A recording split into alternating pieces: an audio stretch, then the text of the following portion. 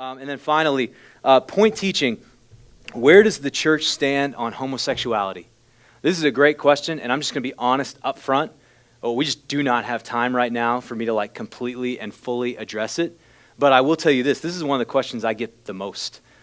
We've done sermons about it in the past. But here's what I want to say about this. This is where the church stands on homosexuality.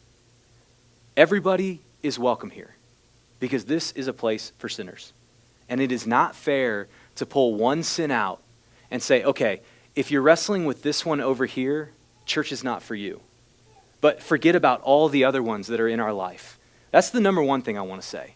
So wherever you're at with that, this is a place for you because this is where Jesus' love and grace comes, and this is what Jesus says about his grace. He says, for it's by grace you've been saved, not by works, so that no man may boast.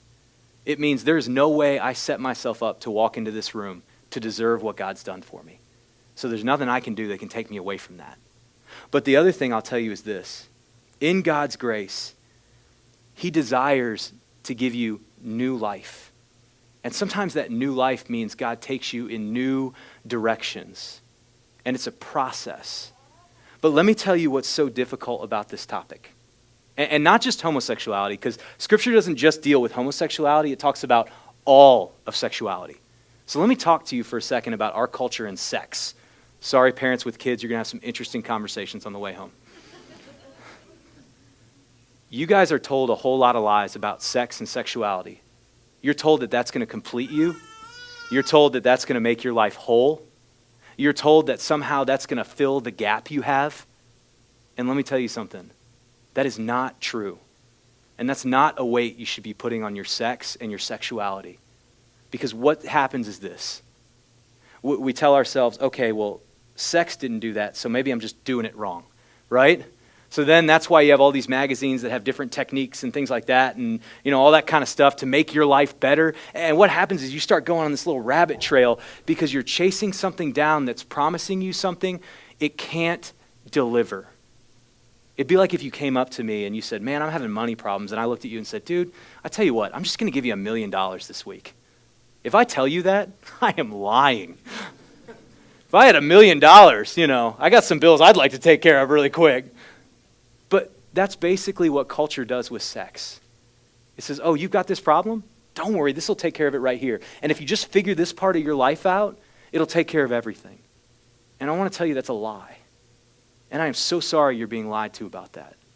But that's why this question is so difficult. Because we think that sex can do something it can't do.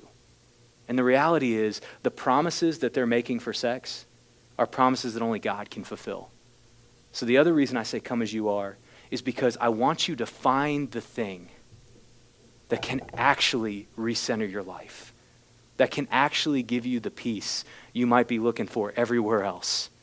Because it's not just sex. Sex is what we're talking about right now. It's all kinds of other things.